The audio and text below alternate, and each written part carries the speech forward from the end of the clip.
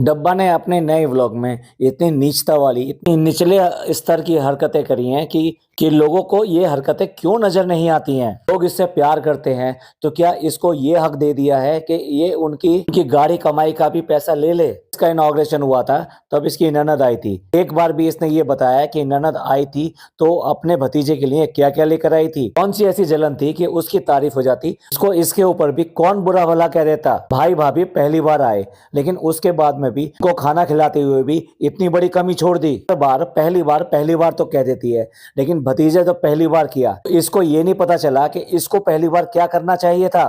तुम व्लॉगिंग करते हो तो अपने लिए करते हो, इसका मतलब ये नहीं है कि तुम किसी का नुकसान कर सकते हो। और फनी ने व्लॉगिंग करते हुए आखिरकार दूसरे का नुकसान कर ही दिया। इसी तरह के हम आपको 6 से 7 पॉइंट बताएंगे कि जो डब्बा के व्लॉग में मेन हाईलाइट हैं। चलिए बने रहिए हमारे साथ। आज की चर्चा में आपका स्वागत है।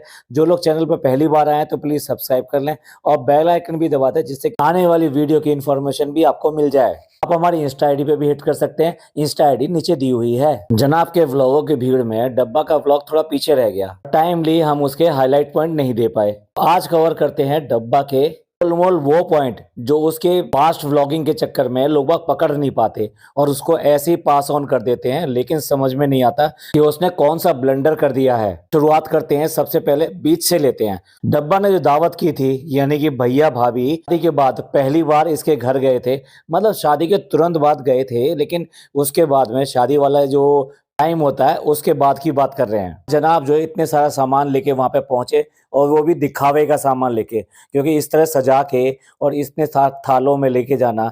और नॉर्मली इस तरीके से जब जाते हैं तो कपड़े लेकर जाते हैं, सामान लेकर जाते हैं। भाई बड़ी पूरी की तरह से सारे के सारे थाल सजा के ड्राई फ्रूट और मिठाई इस तरीके से नहीं लेके जाते हैं। और हाँ, फलों का टोकरा भी। डब्बा ने अपने भाई भाभी के शान में खाना का इंतजाम किया था। भाई करते हैं, मेहमान का भाई आया है, पहली बार शादी के बाद आया है। आई थिंक एक बार और बीच में आ चुके हैं जब जनाब जो है टूर्नामेंट का इनॉग्रेशन करने आए थे, चीफ गेस्ट की तरह आए थे, तब भी वो डब्बा के घर पर आए थे। इन फुल फ्लैश फैमिली के साथ जो धावा बोला है वो अभी बोला है। तो एनीवे हम मेन पॉइंट पे आते हैं। तो डब्बा ने उनको खाना वाना खिलवाया और खाना सारा सारा बाहर से बनकर आया। बिरयानी, कोरमा, नान, और उसके अलावा क्या मीठे में रखा उसने, क्या नहीं रखा, और कोई डिश रखी या नहीं रखी वो पता नहीं, लेकिन ये सब जो है उसने दिखाया कि बनकर बाहर से आया है। ठीक है, बहुत अच्छी बात है, लेकिन किस तरीके से खाना खिलाया ये देखने वाली बात है। नीचे बैठाकर खाना खिलाया, नो प्रॉब्लम एट ऑल। डब्बा ने क्या किया, दस्तरखान पे भगोने वगैरह रख दिए और डायरेक्ट, मतलब बजाय इसके कि कोई डोंगे या ऐसे सब चीजें रखे जाते, उसके अलावा सीधे सीधे वहां बर्तन रख दिए। और साथ साथ किसमें खिलाया आपने नोट नहीं किया होगा शायद, डिस्पोजेबल जो प्लेट्स होती हैं, यानी डिस्पोजेबल बर्तनों में इसने भाई भाभी और अपनी पूरी फैमिली को वहां खाना खिलाया। और चिंदीगिरी देखिए, क्या इसके घर में एक भी डिनर सेट नहीं था? क्या ढंग का डिनर सेट इसके लिए नहीं था तो क्या बाहर से नहीं मंगाया जा सकता था? मैं इसलिए कह रहा हूँ कि गरीब चालू के पास में हो सकता है डिनर सेट ना हो, बट ऐसा होना नहीं चाहिए। आपको याद हो कि जनाब जो है ना वहां पर गए थे अपनी बुआ के यहाँ पिछली बार, तो बुआ ने भी खाना खिलाया था, तो उसने भी पूरे डिनर सेट के साथ में खिलाया था खाना। वो जो डिनर सेट था वो ठीक है बहुत महंगा वाला नहीं था, पर सारा सारा एक जैसी प्लेटें, एक जैसी सब कुछ थे। अब क्या डब्बा इस सब से भी ज्यादा गई गुजरी है कि भाई यार क्या फर्क पड़ता है, बर्तन धोने पड़ेंगे या नहीं धोने पड़ेंगे, कौन धोएगा कौन नहीं धोएगा, डब्बा तो धोने से रही।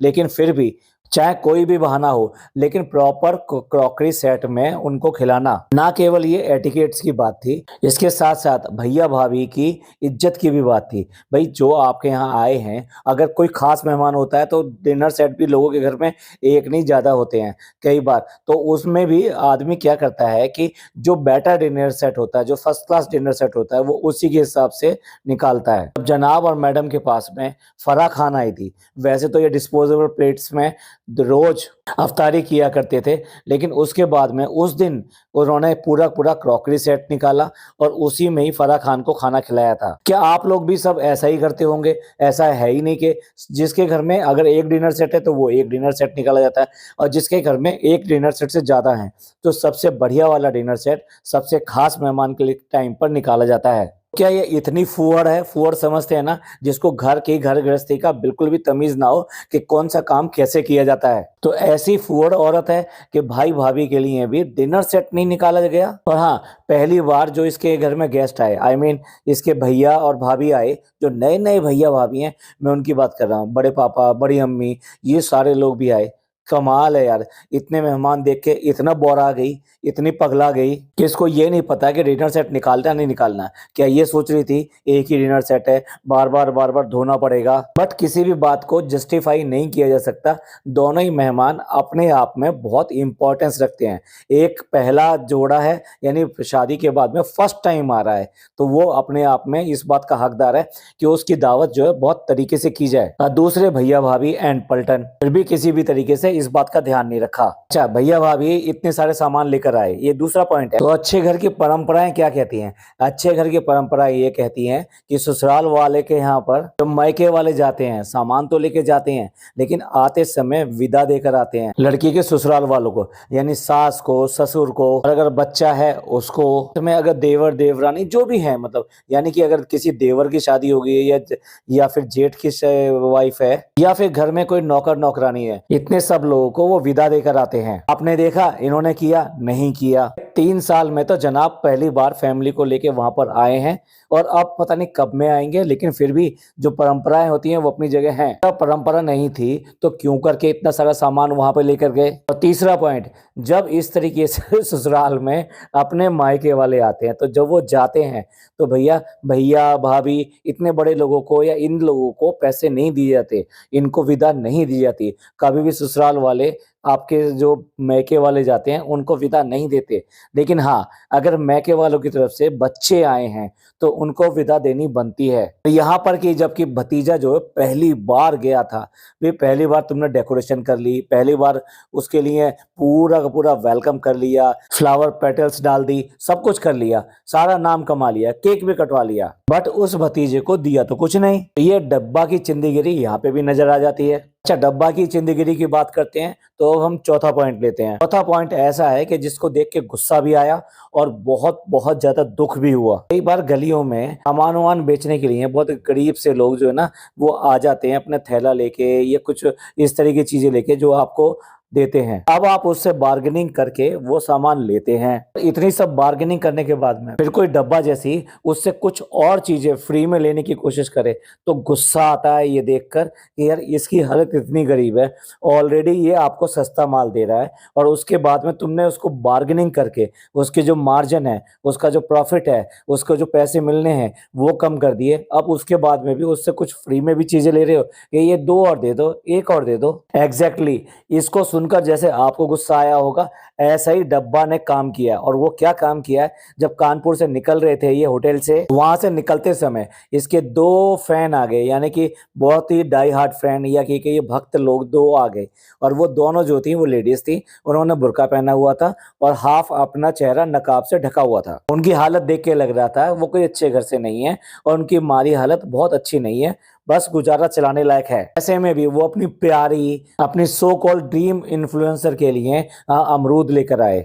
ओके, मानते हैं कि वे इसने इतना ढिंढोरा पीटा हुआ है कि मुझे ये चीज पसंद है, ये चीज पसंद है, तो जो चीज पसंद होती है उसको अक्सर जो है आपको गिफ्ट भी कर दिया जाता है, तो इसलिए वो अमरूद लेकर आए। ओके, मानते हैं उन्होंने अपने थोड़े से पैसों में कम से कम ये कुछ पैसे खर्च किए होंगे, कुछ 100 रुपए या फिर जो 50 रुपए कुछ ऐसे खर्च किए होंगे। लेकिन उसके बाद में जो बड़ी वाली जो लेडी होती है, शायद वो उसकी माँ है, तो वो उस बच्चे को गोद में लेती है डब्बा के, और उसके बाद में अपना पर्स खोलती है और पर्स में से कुछ पैसे निकालती है और उसके बाद में डब्बा के बच्चे के हाथ में वो पैसे नजर आते हैं। डब्बा इतने कट लगाती है ना, तो एग्जैक्टली बिल्कुल देते हुए नहीं दिखाया, लेकिन उसके हाथ में वो पैसे नजर आ जाते हैं। हमारी भिखारियों से भी गरीब उनकी इन्फ्लुएंसर बिल्कुल भी एक बार भी ये मना नहीं करती कि आप इसको पैसा मत दीजिए, इसको सिर्फ और सिर्फ आपकी दुआओं की जरूरत है और आपकी दुआ रहेगी और अल्लाह की मेहर रहेगी तो ये जिंदगी में बहुत कुछ कामयाबी हासिल करेगा और बहुत खुश रहेगा। एक माँ बाप को अपने बच्चे के लिए और क्या चाहिए? दुआएं तो चाहिए,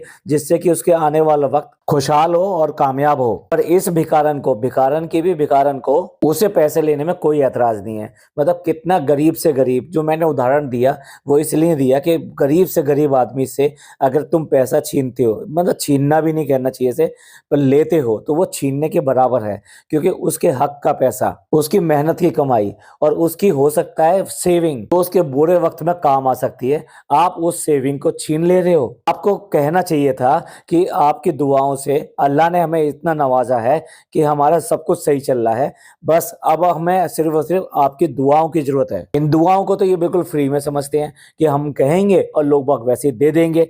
और उसके साथ साथ अब प्यार दिखाना है तो भैया पैसा दो।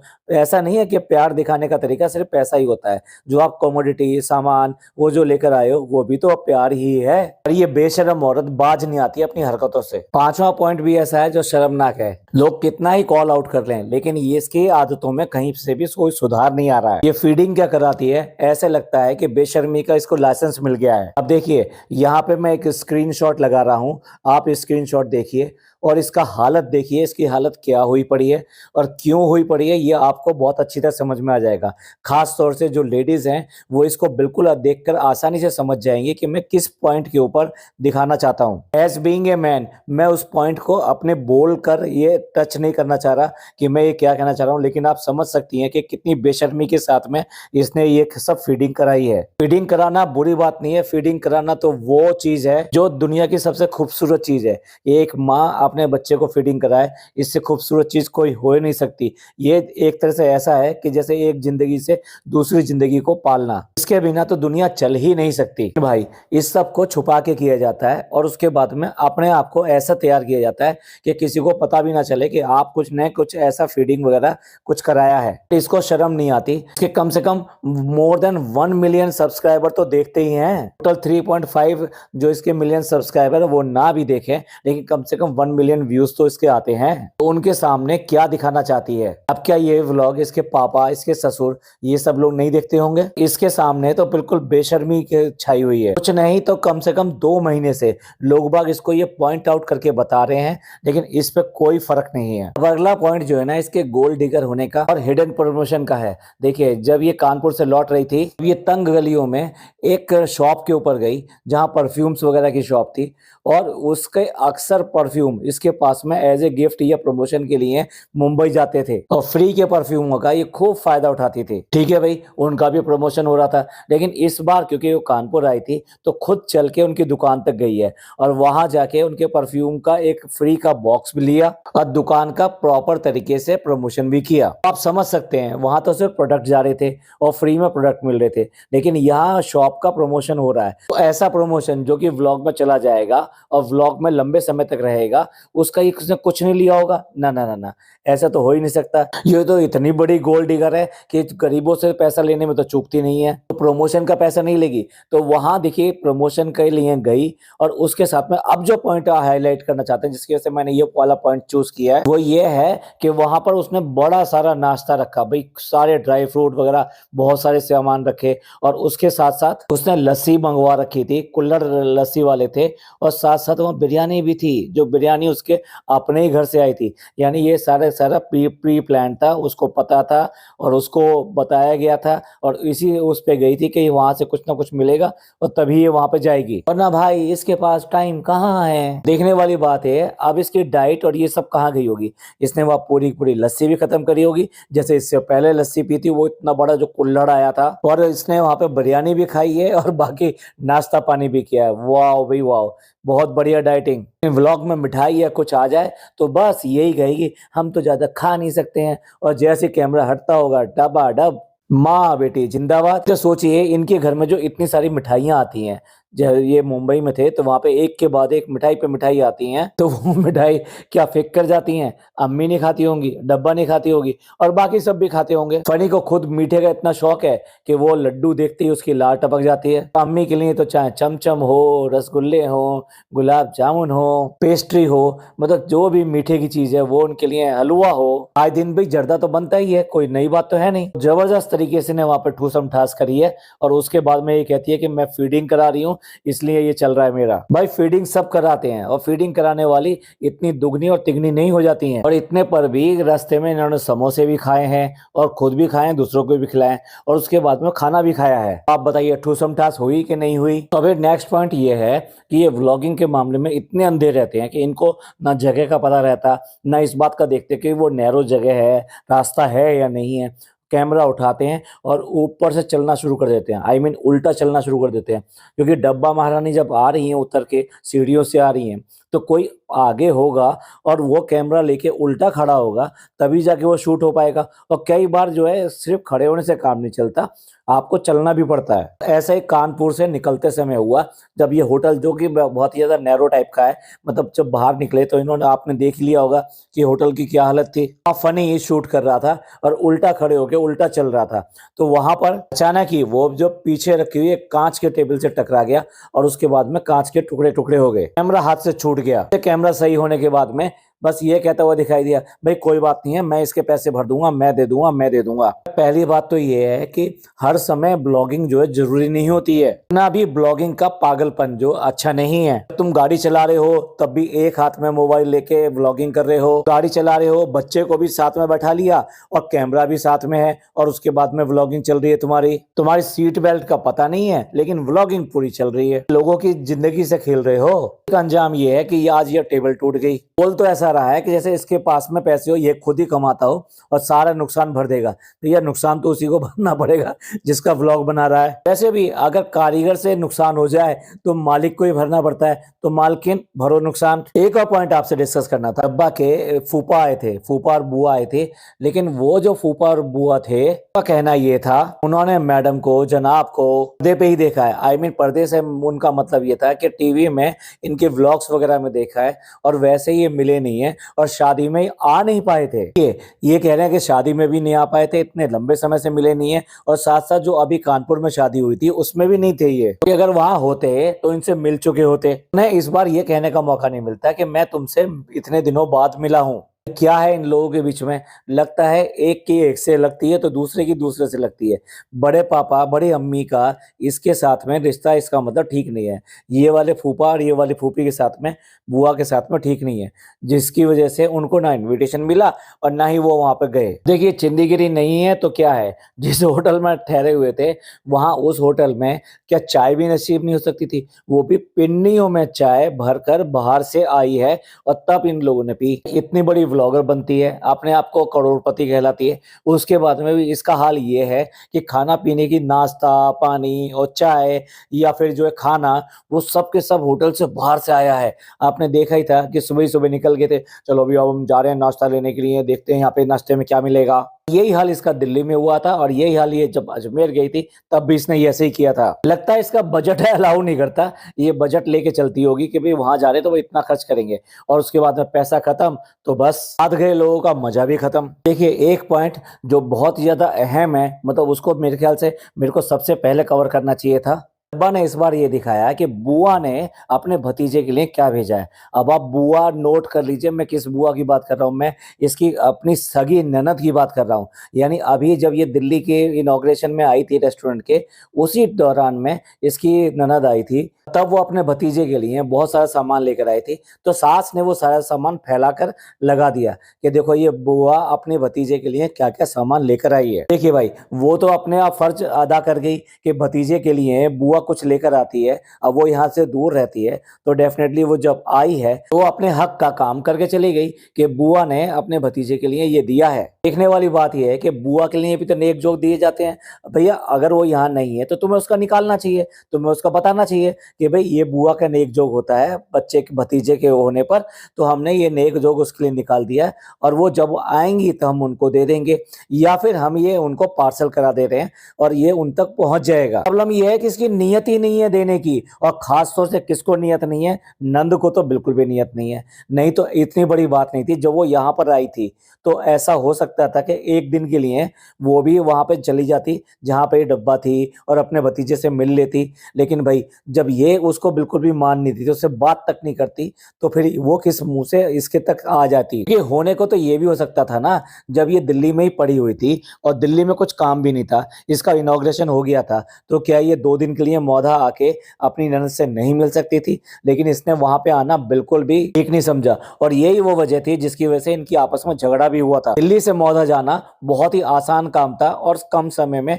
आराम से हो जाता, जबकि ये दिल्ली में पड़ी रही। इसने अपने व्लॉग में कह दिया था कि मैं मुंबई जा रही हूँ। इसकी वजह से 2 दिन तक ये वहां पे अपने रेस्टोरेंट पे भी नहीं गई। लोग बाग इसके रेस्टोरेंट पे आना चाहते थे इससे मिलने के लिए, लेकिन क्योंकि ये पता था कि वो चली जाएगी तो इसलिए कोई भी मिलने के लिए नहीं आया। फिर उसके बाद में भी बंदी दिल्ली में 2 दिन और एक्स्ट्रा रुक कर आई और लोगों ने इसके व्लॉग के नीचे कमेंट भी किया कि आपने कहा था कि हम चले जाएंगे तो इसलिए हम वहाँ रेस्टोरेंट पे मिलने भी नहीं आ सके। लेकिन बंदी यहाँ पे पड़ी रही, लेकिन उसके बाद में भी मौधा जाकर अपनी ननद को मिलने के लिए नहीं गई। इसी से समझ सकते हैं कि ये कितनी कनिंग है। कनिंग आप समझते हैं ना, चालू है, शातिर है और बहुत ज्यादा जलने फूकने वाली है। वो है कि जो कहते हैं ना कि मैं वो नागिन हूँ जिसका जो डसा हुआ जो है कभी जिंदा नहीं रहता, ऐसे ही है। जिसकी इससे लड़ाई हो जाए भाई उसको तो ये पानी भी ना पीने दे। एक और कहावत है ना कि मेरा डसा हुआ तो पानी भी नहीं मांगता, तो भैया ऐसा ही है। ये किसी भी हालत से अपने ननद से पैचअप करने को तैयार नहीं है, झुकने को तैयार नहीं है। उसका रिश्ता इससे बड़ा है, वो उम्र में भी इससे बड़ी है, उसके बाद में भी फनी को कोई फर्क नहीं पड़ता। कहता होगा हमारी बीवी तो बहुत बड़ी है, वो तुम्हें पता नहीं है वो कितनी बड़ी इन्फ्लुएंसर है, वो हमसे भी बड़ी है, वो कैसे झुक जाएगी, उसकी तो ईगो उससे भी ज्यादा बड़ी है। बेशर्म आदमी को भी बिल्कुल भी अपनी बहन का बिल्कुल भी ख्याल नहीं है। अपनी वाइफ की, अपनी पत्नी की इज्जत रखनी चाहिए, लेकिन गलत बातों पे उसका साथ देना ये भी अपने आप में बहुत गलत बात है। तो चलिए ये कुछ पॉइंट्स थे जो हमें हाईलाइट करने थे डब्बा के व्लॉग में। आप सबका इसके बारे में क्या कहना है? हमने पॉइंट टू पॉइंट एक के बाद एक सारे पॉइंट आपके सामने रखे हैं। कोशिश की है उसको इतना क्रिस्पी तरीके से रखें कि जिससे इधर उधर की कोई भी बात ना हो सके और सिर्फ हम पॉइंट पर बात कर सकें। आपका इन सब के बारे में क्या कहना है? जिस तरह से इसने नंद को बिल्कुल ही इग्नोर ही नहीं किया, जैसे अपनी जिंदगी से निकाल दिया हो। भाई भाभी का स्वागत किया तो वो भी डिस्पोजेबल बर्तनों में। एक छोटी सी गरीब औरत से इसने क्यों करके पैसे लिए? अपने हिडन प्रमोशंस को क्लियरली बताती क्यों नहीं है और ठूसने में तो कहीं कोई कमी छोड़ती नहीं है। ये कुछ हाईलाइट थे हमारे इस व्लॉग के। आपका इस सब के बारे में क्या कहना है? प्लीज कमेंट करके जरूर बताइएगा। आपको ये पॉडकास्ट अच्छा लगा हो तो प्लीज लाइक कीजिए, सब्सक्राइब कीजिए और शेयर कीजिए। थैंक यू, धन्यवाद, शुक्रिया।